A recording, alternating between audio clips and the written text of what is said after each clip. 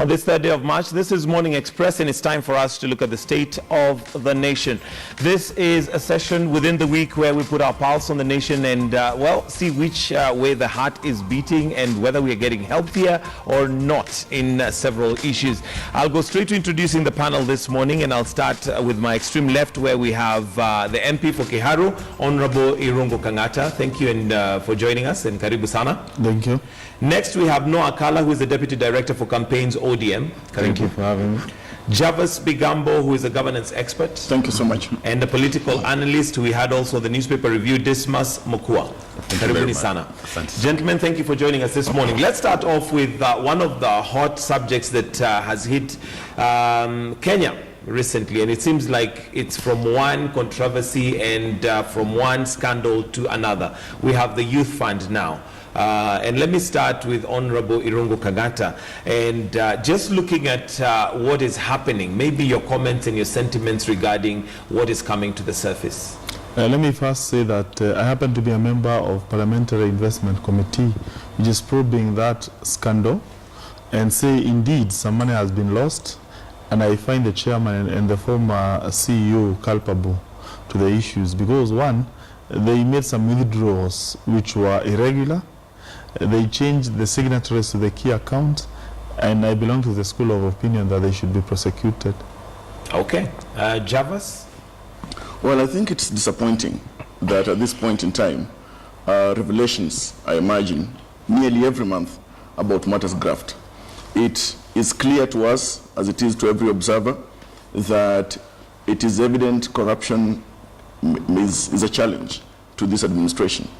It also proves that the pieces of legislation that we have, aimed at combating graft, are not either fully being executed, or the actors are thoroughly compromised, and that it is becoming a way of life for Kenyans. People are getting used to revelations of graft, and the fact that in the end, no prosecution has netted any critical or senior government official. And it is time for us to start rethinking how we want to combat graft in this country. Because from the time, in fact, prior to independence, we had the first law against corruption when we were still a British protectorate. And in successive years and successive regimes, we've had institutions and pieces of legislation that have been put in place to fight corruption. We even have our very own Constitution of Kenya 2010 with various provisions that cater for good governance. But it seems this country slowly but swiftly is going to the dogs. Governance is becoming a challenge. Okay. Noah Kala, looking at where we are today, I mean, one scandal after another. Where did the rain start hitting us? The moment that Uhuru Kenyatta was elected the President of the Republic of Kenya. But even before Uhuru Kenyatta, we still had issues with, as much as we'd like to blame him for these scandals that we're seeing, but we have seen corruption, we have Anglo-leasing that was before. Yes, sir. And you'll be interested to know that the chairman of the Public Accounts Committee, the Deputy Prime Minister and Minister for Finance who facilitated Anglo-leasing payments was none other than the person who is serving as president now. But let me express my views on this issue of the youth fund. For me, it is the most gravest of sins, because it goes against the very core constituency that the Jubilee coalition claimed to have gotten them to power, the youth. And this is a promise broken. It's the last promise that remained standing from the 2013 election pledges that the Jubilee coalition made to the people of Kenya. Reading about the details and the manner in which signatories were changed, as Mheshimiwa alluded to, and the manner in which the board chairman casually answered these questions when he was being probed by members of PIC. When he was being asked whether he acted unilaterally, he said yes. When he was asked whether he disregarded the board's approval, he said yes. When he said that, when challenged as to whether he authorized the acting CEO to make these irregular withdrawals, he said yes. It's a man who clearly feels as though there are no consequences to his actions. And it's greatly disappointing to see the manner in which Kenya has sunk into the stench of corruption. All right. I see Rungu Kangata. Yes, well, the reason why I feel quite unhappy with some of the comments that have been given here is that insinuation that the government is facilitating corruption. Uhuru Kenyatta's government has nothing to do with that corruption. In fact, the institutions that have been set out by the government happen to be the ones which are helping to counter corruption. To me, it is an issue of more exposure, more catching of the thief, as opposed to more increment of the actual theft. And for instance, you can look at the peak. We do not have an obligation per se to elect, let's say for instance, an ODM chair, but out of our own volition as a government, we decided to give those chairs to respect parliamentary democracies when it comes to watchdog committees. So to that extent, the point is, So have you... Government has taken a policy of zero tolerance to corruption. Those institutions, which include PIC and PAC, have helped to a certain extent to unravel various corruption scandals in Kenya. So we should not be saying Uhuru government has become corrupt. No. This is the cleanest government in my own opinion. Uhuru Kenyatta himself came to parliament. He gave us a list. He said, these are the people I'm suspecting they are corrupt. And they stepped down immediately after he came to parliament. So to me, when it comes to corruption, it is only that we are now becoming more able to capture thieves as opposed to more. This must, listening to Irungu Kangata, you get the feeling, and also to Noah Kala. Noah Kala will say, and many maybe will probably agree with him, that it is the government that has got us where we are today, the current sitting government. But you also have the other side that maybe it is more revelation, maybe it is more issues coming up to the surface, maybe there's more action, and that's why there's more that we can read about it. Your comments on that? Well, you know, when you listen to Irungu's comments as well as Akala, they've got specific audiences that are addressing. So that's why Akala would be very happy to say that corruption is now domiciled in the Uhuru Kenyatta administration. But my view is that since independence, we've had three issues which have affected the nation. That's impunity, mediocrity, and corruption. And it seems that every successive leadership comes and embraces that with his own team. And one would be happy today, because when you look at the auditor's reports, the kind of revelations that you see, they're just shocking and amazing. And earlier on, he was saying that we need to be sure that we are very serious prosecutors who understand their job and who are able to deliver, and very serious investigations. And I think it's up to now Irungu to ensure that those people who are supposed to do prosecutions and investigations are given more resources. But more important, a gentleman by the name Mr. Kshs said that the only time corruption in Kenya is going to end is that when you have one MCA, one MP, one governor, one CS, and a PS in committee. When you see them in that uniform worn by prisoners, that's when corruption will stop. But what happens today is, for instance, if Honorable Irungu decides to misuse the CDF and he buys himself an helicopter and a very big car. He says he's only one Prado, but if he buys another two Prados, he'll probably now qualify to be a governor. If you steal money today and you go to your local church, probably on a normal basis, if you're a normal Kenyan, you go to church, you're given the back seat. But the moment you steal resources, you'll be given a front seat right in the middle, and you are going to be celebrated. So in short, you're saying as much as there is the governance side of it, there's also a societal issue that we have. It's a societal issue because all of us inherently are actually very corrupt.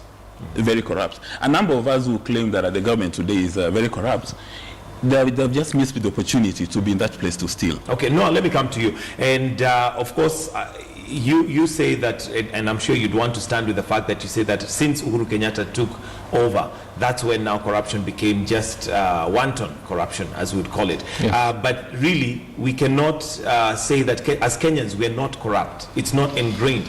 Because right from huge amounts like we're seeing now in the dailies to very small amounts, corruption is corruption.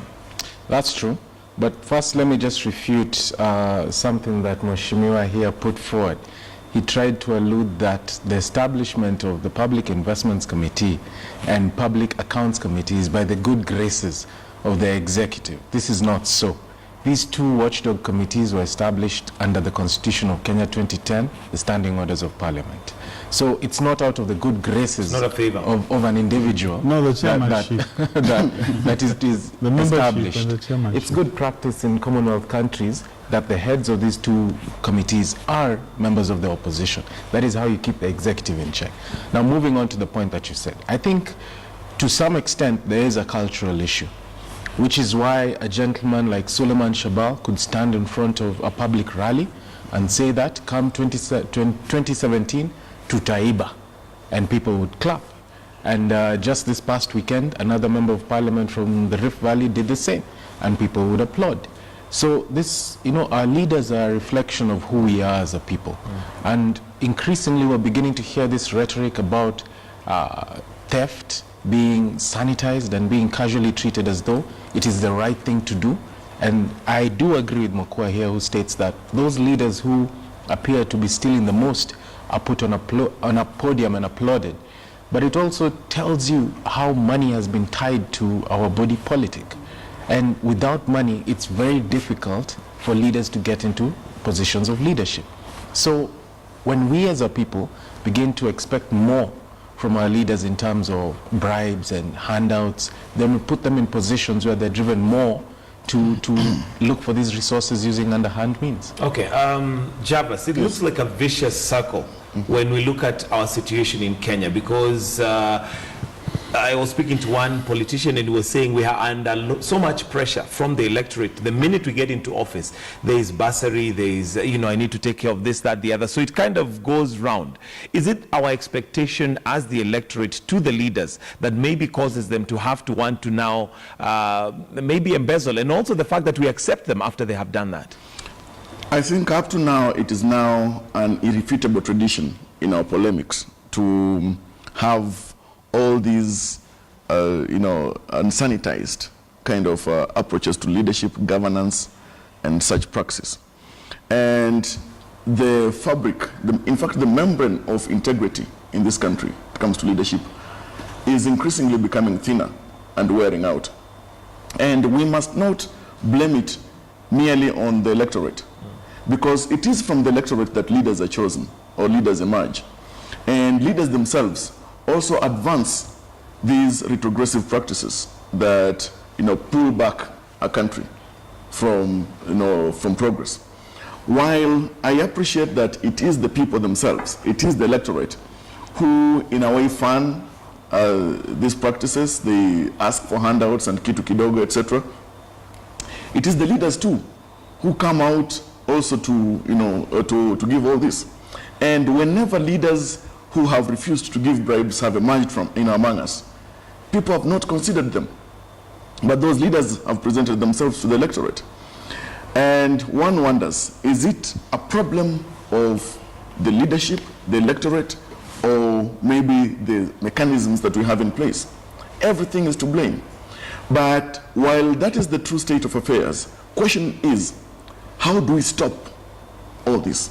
And I think time must come when we must turn a blind eye to seniority, to favoritism because of ethnic orientation or somebody's ethnic extraction, because it has seemed that those who are closer to the powers for the longest time, in a way the system seems to be lenient, and even investigations seem to favor them in a way. Take, for example, let's face it, there are a number of cabinet secretaries who were alleged to be involved in matters graft, and they were requested to step aside in the name of investigations. Then came the NYS scandal, and you wonder, for instance, why is it that the case of former cabinet secretary Guru was expedited by the Ethics and Anti-Corruption Commission for clearance, and all the other cases we've not seen them come to conclusion. It tells you that the problem too is with the system.